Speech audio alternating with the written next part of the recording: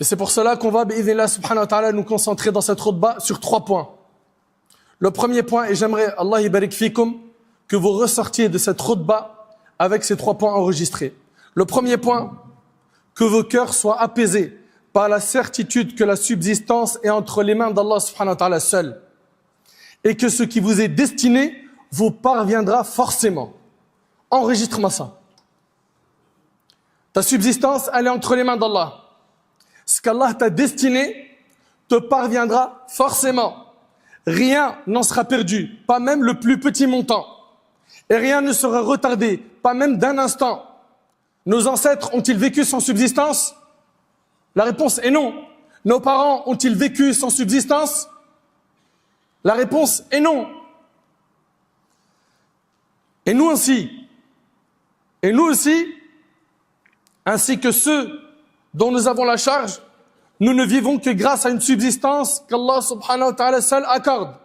Allah subhanahu wa ta'ala dit pour rassurer et apaiser nos cœurs, وَمَا مِن دَابَّةٍ فِي الْأَرْضِ إِلَّا عَلَى اللَّهِ رِزْقُهَا. Il n'y a pas une créature sur terre dont la subsistance n'incombe à Allah. Il n'y a aucune créature qui se déplace sur la terre, qu'il s'agisse d'un être humain ou d'un animal, terrestre ou marin, marchant, volant, nageant ou rampant, sans que sa subsistance ne soit assurée par Allah. Notre subsistance ne dépend ni de l'Orient ni de l'Occident, ni d'un dirigeant ni d'un commerçant, ni d'un homme généreux, ni d'un clan, ni d'une entreprise, ni d'une institution, ni même d'un parent ou d'un enfant. Notre subsistance dépend d'Allah. Et Allah nous ordonne à chercher notre subsistance auprès de lui seul. Allah Ta'ala nous dit فَابْتَغُوا عِنْدَ اللَّهِ الرِّزْقَ وَاعْبُدُوهُ وَاشْكُرُوا لَهُ إِلَيْهِ تُرْجَعُونَ. Recherchez votre subsistance uniquement auprès d'Allah. Adorez-le et soyez reconnaissants envers lui, car c'est vers lui seul que vous serez ramenés. Allah Ta'ala nous dit également الَّذِي خَلَقَكُمْ ثُمَّ رَزَقَكُمْ ثُمَّ يُمِيتُكُمْ ثُمَّ يُحْيِيكُمْ. C'est Allah seul qui vous a créé et accordé votre subsistance. Ensuite, il vous fera mourir, puis vous redonnera vie. Alors que les cœurs s'apaisent, que les cœurs se tranquillisent, ta subsistance est entre les mains d'Allah. Il n'existe aucune créature sur terre sans qu'Allah ne prenne en charge sa subsistance, sa nourriture et tout ce dont elle a besoin pour vivre. Mes chers frères, mes chères sœurs, se rappeler de cette réalité, y revenir régulièrement, y réfléchir encore et encore, dans l'aisance comme dans la difficulté, dans la richesse comme dans la pauvreté, permet de détacher le cœur des créatures en matière de subsistance. Permet de détacher le cœur des créatures en matière de subsistance.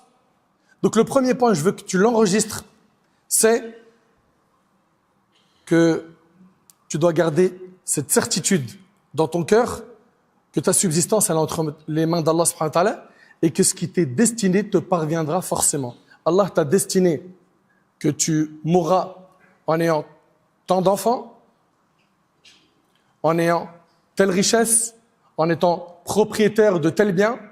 Tu ne quitteras pas cette vie sans avoir consommé la subsistance qui t'était destinée. Donc apaise bien ton cœur et garde en tête que ton risque il est entre les mains d'Allah. Ça c'est le premier point. Deuxième point, on a dit qu'on va traiter 3 points dans cette khutbah. Deuxième point, que vos cœurs soient satisfaits de ce qu'Allah vous a accordé comme subsistance. Que vos cœurs soient satisfaits de ce qu'Allah vous a accordé comme subsistance. Qu'il s'agisse de nourriture, de vêtements, de moyens de transport, de logement, de votre emploi, de votre activité. Selon Abdullah ibn Amr ibn al-As, le prophète sallallahu alayhi wa sallam a dit, a certes réussi celui qui s'est converti, a été octroyé d'une subsistance suffisante et qu'Allah l'a rendu satisfait de ce qu'il lui a donné. Et le hadith est rapporté par Muslim. Le prophète sallallahu alayhi wa sallam, il dit, a certes réussi. Qui? Celui qui s'est converti. Il est musulman. A été octroyé d'une subsistance suffisante. Il a ce qui lui suffit pour vivre. Alhamdulillah, il arrive à payer ses factures, son loyer, il mange, alhamdulillah, il arrive à dépenser pour ses enfants, il a ce qui lui suffit. Regarde bien. A été octroyé d'une subsistance suffisante et qu'Allah l'a rendu satisfait de ce qu'il lui a donné. il est satisfait de ce qu'Allah lui a donné. On a des gens qui ont ce qui leur suffit, mais ils ne sont jamais satisfaits. Ils ne sont jamais satisfaits. Ils n'ont pas al-qana'a, ils ne sont pas satisfaits de ce qu'Allah subhanahu wa ta'ala leur a accordé. Dans ce hadith, on voit 3 choses. Être parmi ceux qu'Allah a guidés vers l'islam. Ça, c'est ce qui a été mentionné dans le hadith lorsqu'il a dit, alayhi salam, a certes réussi, celui qui s'est converti. 2, que sa subsistance dans cette vie soit suffisante. Vous savez, ça veut dire quoi une subsistance suffisante? Une subsistance suffisante, c'est celle qui couvre les besoins. Elle n'épuise pas la personne, ni ne la met dans la gêne. Ne la pousse pas à l'humiliation en demandant aux gens ou en prenant injustement leurs biens. Et ne l'entraîne pas non plus vers le luxe excessif, l'aisance démesurée et l'attachement à ce bas monde. Lorsque l'on regarde le prophète alayhi salatu wassalam, dans ses invocations, il disait Allahumma ij'al rizqa ali Muhammadin quta. Seigneur, fais que la subsistance de la famille de Muhammad soit ce qui suffit. C'est notre modèle. C'est notre modèle alayhi salatu wassalam. Regardez ce qu'il demande. Parce que n'oubliez pas une chose, on est de passage. S'il y a quelque chose à construire, c'est surtout dans notre vie.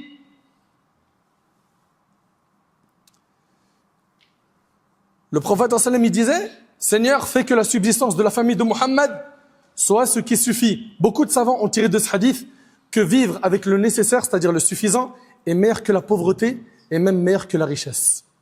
Et même meilleur que la richesse. Et dans le hadith, qu'est-ce qu'il a dit également? Il a dit dans le hadith, et qu'Allah l'a rendu satisfait de ce qu'il lui a octroyé.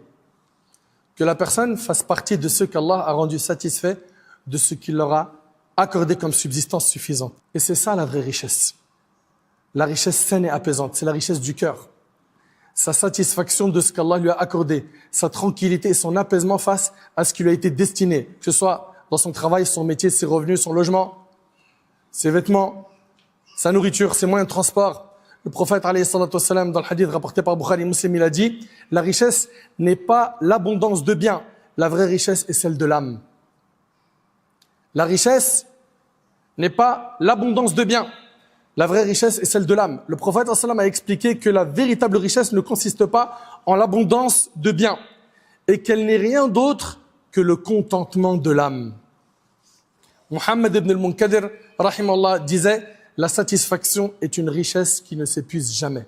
Est-ce que tu es satisfait de ce qu'Allah t'a donné? Ou est-ce que tu es toujours dans les comparaisons à ceux qui ont plus que toi dans le domaine matériel? C'est-à-dire qu'alhamdoulilah, tu as un véhicule qui passe son contrôle technique chaque année, nickel, des petits réglages, et il roule bien, il n'a pas de problème de santé. Certains, non. Ils sont tout le temps en train de se comparer à celui qui a sorti le dernier BM, le dernier Mercedes, le dernier iPhone. Et il est frustré tout le temps. Elle est frustrée tout le temps. Parce qu'il n'arrive pas à se satisfaire de ce qu'Allah leur a donné. Écoutez attentivement ce qui arrive. Celui qui ne se contente pas de ce qu'il a, la richesse ne le rendra jamais riche.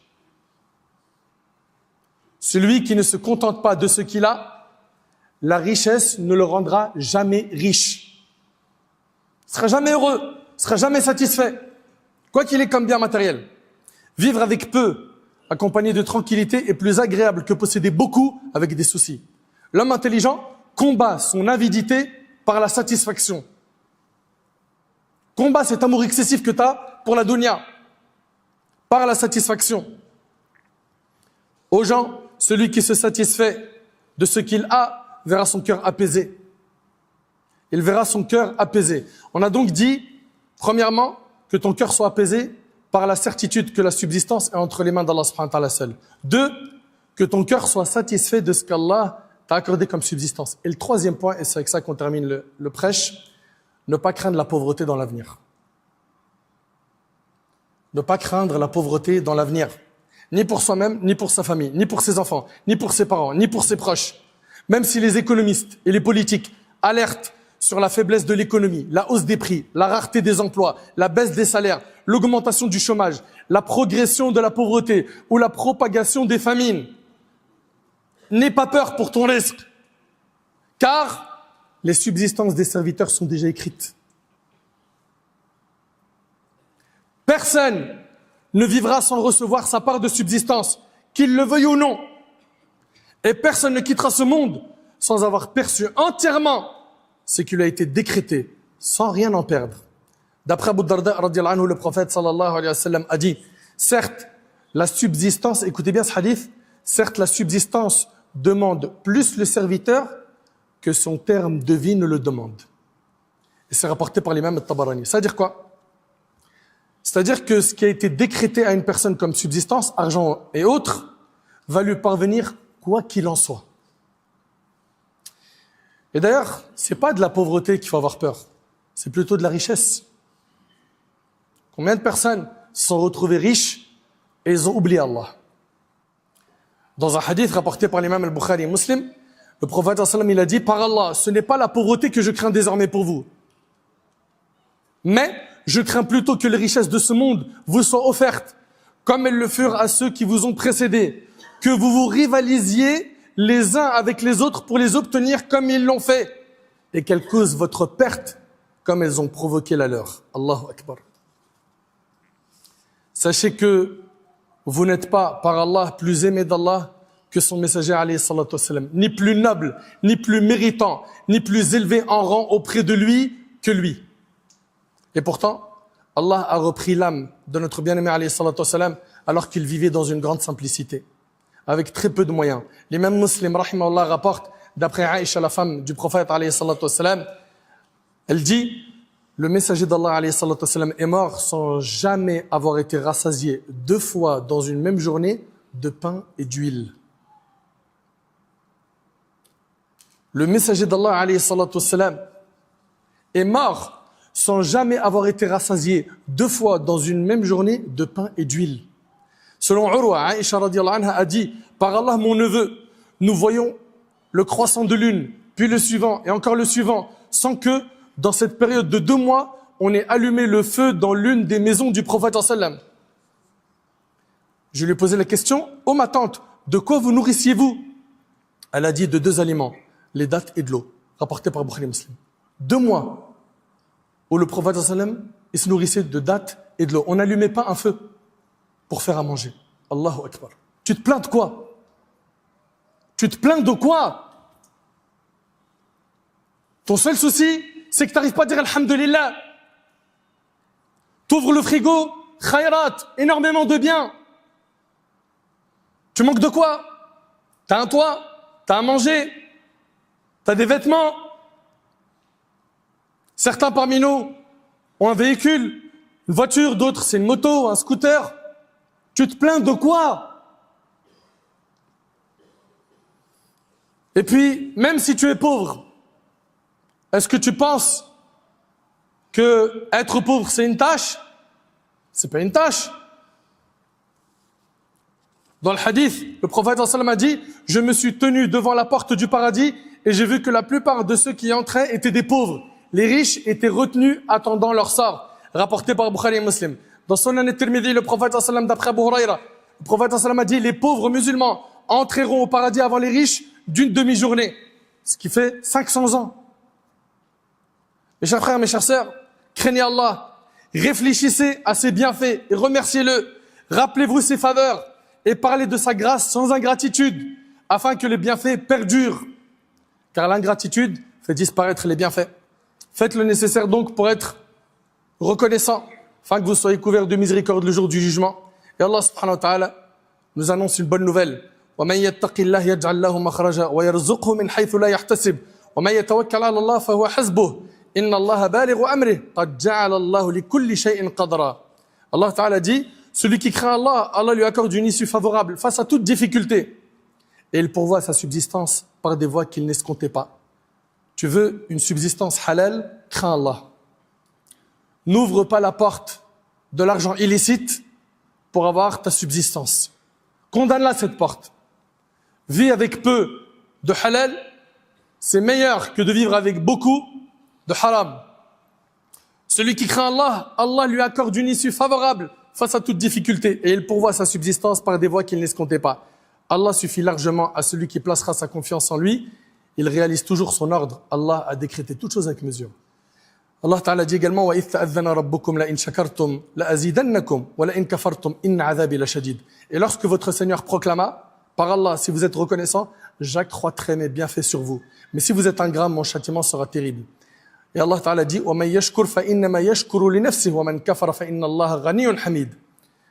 Allah nous dit, car quiconque est reconnaissant ne l'est que dans son propre intérêt. Quant à l'ingrat, qu'il sache qu'Allah se suffit à lui-même et qu'il est digne de louange.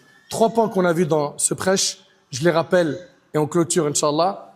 On a dit premièrement que vos cœurs soient apaisés par la certitude que la subsistance est entre les mains d'Allah et que ce qui vous est destiné vous parviendra forcément. Deuxième point, que vos cœurs soient satisfaits de ce qu'Allah vous a accordé comme subsistance. Et troisième point, ne pas craindre la pauvreté dans l'avenir. Ni pour soi-même, ni pour sa famille, ni pour ses enfants, ni pour ses parents, ni pour ses proches. J'implore Allah Tabarak wa Ta'ala de faire que ce prêche nous soit utile. J'implore Allah Tabarak wa Ta'ala de nous pardonner nos manquements. J'implore Allah Azza